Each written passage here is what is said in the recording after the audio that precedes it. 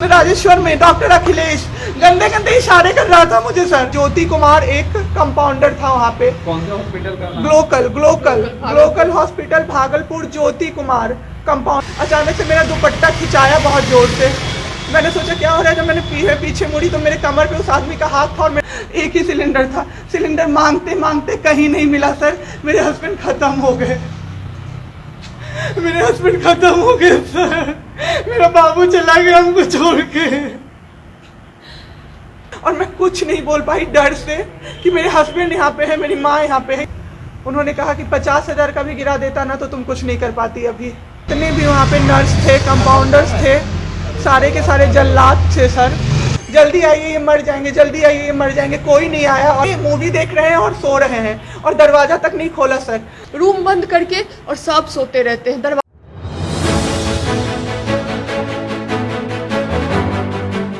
क्या हुआ है, किस अस्पताल में हुआ है? सर हम लोग नोएडा में रहते हैं, मैं और मेरे हस्बैंड। अभी होली में हम लोग बिहार आए हुए थे सर। होली मनाने के लिए पूरी फैमिली का गेट टुगेदर था। 9 अप्रैल को मेरे हस्बैंड की तबीयत ख़राब हुई, फीवर हुआ उनको काफ़ी तेज़। हमने कोरोना का 2-3 बार टेस्ट करवाया, नेगेटिव आया। RT-PCR के लिए दिया तो वहाँ पे भागलपुर में थे हम लोग। वहाँ पे 1 दिन 2 दिन वेट करते करते 10 दिन तक रिपोर्ट नहीं आया। फिर हमने नोएडा के एक डॉक्टर हैं उनसे कंसल्ट किया, वीडियो कंसल्टेशन से। उन्होंने बोला कि CT चेस्ट करवाना है। हम लोग भागलपुर गए और CT चेस्ट करवाए तो उसमें उनका इन्फेक्शन आया। 60% लंग्स उनका उसमें इन्फेक्टेड था। डैमेज नहीं था, इन्फेक्टेड था बस। बाकी लंग्स का हर चीज़ परफेक्ट था। सारा चीज़ नाक का, गले का सब कुछ नॉर्मल था, उसमें रिपोर्ट में था। फिर हम लोग नेक्स्ट डे ग्लोकल हॉस्पिटल है भागलपुर में, ग्लोकल हॉस्पिटल लेके आए। वहाँ पे एडमिट कराया हमने ICU में। मेरी मदर की भी तबीयत ख़राब थी, मेरी मम्मी और मेरे हस्बैंड दोनों एक साथ एडमिट हुए। वहाँ पे इतनी लापरवाही हुई उनके साथ, इतनी लापरवाही हुई। डॉक्टर्स आते थे बस विजिट के लिए, 10 मिनट देख के गए। उसके अलावा जितने भी वहाँ पे नर्स थे, कंपाउंडर्स थे, सारे के सारे जल्लाद थे सर। कोई दवाई तक नहीं देना चाहता था पेशेंट। मेरी मदर टचवुड बेटर कंडीशन में थी थोड़ी। मेरे हस्बैंड बोल भी नहीं पा रहे थे उस समय तक। इशारे से पानी का ऐसे ऐसे बताते थे लेकिन कोई उनको पानी नहीं पिलाता था सर। वो मुझे हार के फ़ोन करते थे कि पानी पिला दो। जब मैं अंदर जाती थी तो ये लोग हल्ला करते थे कि क्यों जा रहे हो अंदर। फिर भी मैं जाके उनको पानी पिलाती थी, जूस पिलाती थी। रेमडेसिविर इंजेक्शन का नाम आप लोगों ने अभी तक सबने सुन लिया होगा कि कितनी मुश्किल से मिल रहा है। डॉक्टर ने वहाँ सजेस्ट किया। मेरे 2 पेशेंट थे वहाँ, हमने बहुत मुश्किल से अरेंज किया। जब वो इंजेक्शन मिला तो एक दिन रात को जब इंजेक्शन देने लगे, हाफ इंजेक्शन फ्लोर पे गिरा दिया उन्होंने। हमने कहा कि इतना महंगा इंजेक्शन है, इसी का असर होके ठीक होते ये आपने कैसे गिरा दिया।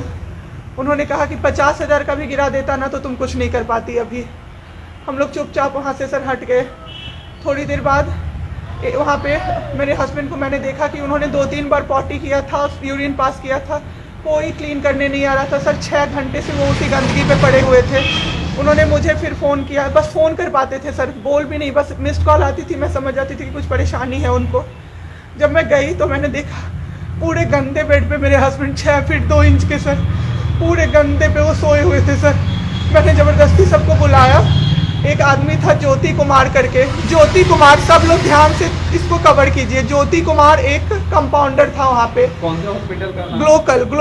Glocal hospital Bhagalpur. Jyoti Kumar compounder है वहाँ का, मतलब जो अटेंडेंट सब होते हैं ना वो है। लड़की नहीं है, लड़का है ज्योति कुमार।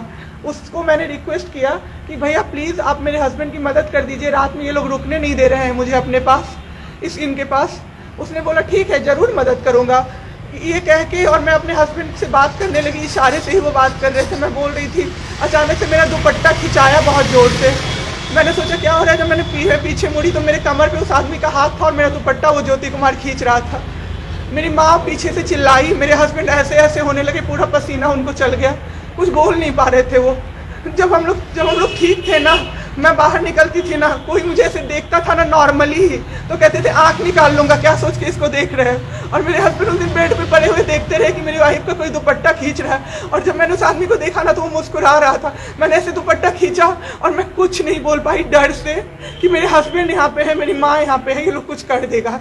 इस डर से मैं कुछ नहीं बाहर निकली। मैं बाहर निकल के मैं दम से बैठ गई। वो आदमी मेरे पास फिर आया, मुस्कुरा के बोला मैं ध्यान रखूंगा। मैंने बोला ठीक है भैया, आप ध्यान रखना। मैंने कुछ नहीं बोला उसको, कुछ भी नहीं। 2-3 दिन बाद ऐसे ही कोई सुविधा नहीं, कुछ नहीं। मेरे हस्बैंड की तबीयत उस दिन से बिगड़ी जब रात के 2 बजे में मेरी मदर के बगल वाले बेड पे एक अंकल, मास्क उनका हट गया था और वो अंकल चिल्ला के नर्स को बुला रहे थे और मेरी मम्मी चिल्ला रही थी जल्दी आइए ये मर जाएंगे, जल्दी आइए ये मर जाएंगे। कोई नहीं आया और अंकल ने दम तोड़ दिया। ऐसे 3-4 लोग उस 2-3 दिन के अंदर दम तोड़े हैं बिना केयर के, बिना नर्स के आए। सारी नर्स टेबल कुर्सी लगा के सो जाती थी, कहती थी पागल हो गए हैं हम ही, अब मर जाएंगे इस कोरोना के चक्कर में, अब तो क्यों जॉब कर रहे हो, छोड़ दो, आपकी जगह कोई और आ जाएगा।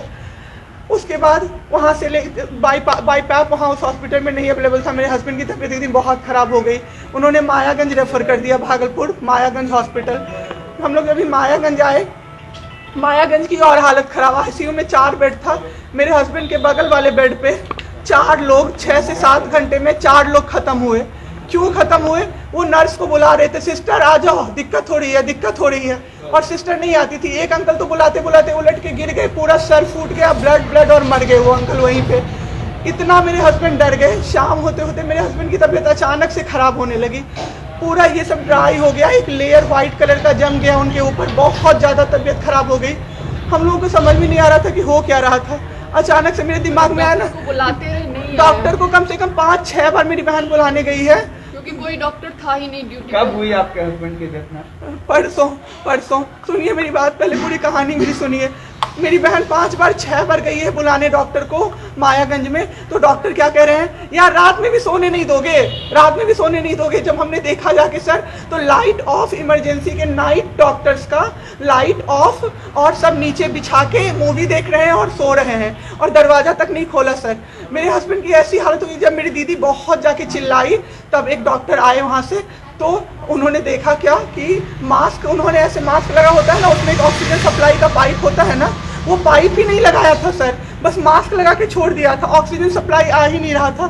जब बहुत कम हो गया तब वो डॉक्टर आए और पाइप लगाया, मेरे हस्बैंड तुरंत में जिंदा हो गए। उसी दिन से उनके दिमाग में वो ऑक्सीजन की किल्लत का डर बैठ गया सर। 7 घंटे बिना ऑक्सीजन, 7 घंटे बिना ऑक्सीजन के रहे सर, लड़ते रहे। फिर उस दिन इतना वो डर गए, वो बोले नहीं अब हमको कहीं बाहर लेके चलो। दिल्ली में सर हमने बेड का किया, बहुत पता नहीं था, दिल्ली में कहीं भी जगह नहीं था। हम पटना आए, राजेश्वर हॉस्पिटल में सर पटना आए। यहाँ पे इन्होंने कहा ICU में अटेंडेंट नहीं अलाउड है, नहीं जाओगे आप। मेरे हस्बैंड रोने लगे कि मेरी वाइफ को बस भेज दो, वो रहेगी तो मैं ठीक हो जाऊँगा। इन लोगों ने नहीं अलाउ किया सर। आज मैंने देखा एम्बुलेंस से हम लोग भागलपुर से पटना आए थे राजेश्वर, रास्ते में उनको 3 बार पॉटी हुई थी सर। उसी गंदे बेड पे उनको 4-5 घंटे राजेश्वर में सुलाया रहा। मैं 10 बार जाके बोली बाहर से कि सर प्लीज़ बेड क्लीन कर दीजिए, वो हम लोग देख लेंगे ना। एक डॉक्टर निकले, मैंने बोला, वो मेरे हस्बैंड अंदर से ना बोल नहीं पा रहे थे, अंदर से ऐसे ऐसे कर रहे थे, बुला रहे थे सबको। मैंने कहा सर वो बुला रहे हैं किसी को बाहर से, तो एक डॉक्टर मुझे कहता है अरे छोड़िए ना, वो छोड़ा तो ऐसे ही बौखला रहा है जब से आया है। मैं उस समय कुछ नहीं कर पाई सर। उसके बाद उनका ऑक्सीजन लेवल जब 37 हो गया, तब मेरे साथ मेरी दीदी थी, मेरे जीजा जी थे और मेरे जेठ थे। तब मैंने अपने जीजा जी को बोला कि अब मेरे से नहीं रहा होगा, मुझे किसी तरह से अंदर भिजवाइए। तब उन्होंने ज़बरदस्ती मुझे अंदर भेजा और 37 से 74 मैंने कर दिया 10 मिनट में। मेरे बाबू का ऑक्सीजन लेवल मैंने बढ़ा दिया। उसके बाद इन लोगों ने मुझे बोला, मैंने बोला सर अटेंडेंट अलाउड है, सारे के अटेंडेंट बैठे हुए थे। तो एक डॉक्टर ने मुझे बोला अटेंडेंट अलाउड नहीं रहेंगे तो कैसे काम चलेगा, सब तो कोरोना से बीमार पड़ रहे हैं, हम लोग कितना देखें, हम लोग क्या मर जाए खांसते खांसते सबको देख के, बैठिए चुपचाप और देखिए। 15 दिन तक सर एक टेबल पे एक लगातार मैं बैठी हूँ। आज 1 महीना पे मैंने ब्रश किया है सर, 1 महीने पे ब्रश किया है मैंने। बाबू को बहुत ठीक कर दिया, इतना स्ट्रॉ लगा के सर, मास्क के अंदर से स्ट्रॉ लगा के बाबू को मैंने जूस, दाल, रोटी सब कुछ पिलाया सर। इतने ठीक हो गए ना कि जो डॉक्टर फर्स्ट डे बोला था ये बचेगा नहीं, वो डॉक्टर सर 3-4 दिन बाद कहता है टचवुड क्या कर दिया आपने इनके साथ, ये तो एकदम ठीक हो गए, गजब का फाइट दिया आप दोनों ने मिलके। मुझे क्या पता था कि मैं फाइट दे रही हूँ और ये लोग मेरे बाबू को ख़त्म कर देंगे। इतना ऑक्सीजन का किल्लत सर, मेरा बाबू डर गया बहुत ज़्यादा। ऑक्सीजन सिलेंडर देखता था और कहता था हाँ वो ख़त्म हो जाएगा, वो ख़त्म हो जाएगा। मैं कहती थी नहीं ख़त्म होगा बाबू। 1.5 घंटे के लिए सर ऑक्सीजन सप्लाई बंद रहता था। बाद में हमें पता चला ये लोग ब्लैक मार्केटिंग कर रहे हैं अंदर में ऑक्सीजन सिलेंडर का। जो अस्पताल वाले हैं ना, वो ऑक्सीजन सप्लाई बंद कर देते थे ताकि बेचैन होके लोग खरीदें उन्हीं से। हम भी खरीदे सर, मैंने भी खरीदा। क्या करते, हमें भी तो चाहिए था। परसों सर सुबह में हमारे पास एक ही सिलेंडर था, पाइपलाइन बंद हो गया। मेरे हस्बैंड को बाईपैप लगा हुआ था, उनको 2 सिलेंडर से जाना था। एक ही सिलेंडर था। सिलेंडर मांगते मांगते कहीं नहीं मिला सर। मेरे हस्बैंड खत्म हो गए सर। मेरा बाबू चला गया हमको छोड़ के। आपके साथ यहाँ पे भी सर, यहाँ पे राजेश्वर में डॉक्टर अखिलेश गंदे इशारे कर रहा था मुझे सर। चलता था ना तो मुझसे सट के क्रॉस करता था सर। मैं इग्नोर कर देती थी कि मेरा हस्बैंड है यहाँ पे, वरना अगर बाहर होता चप्पल खोल के मैं मारती सर ऐसे इंसान को। वहाँ पे मायागंज हॉस्पिटल में डॉक्टर्स, कोई भी डॉक्टर नहीं आता है, कोई सीनियर डॉक्टर नहीं, जूनियर डॉक्टर नहीं, और पेशेंट की सिर्फ एंट्री कर देते हैं कि फिजियोथेरेपी किया गया।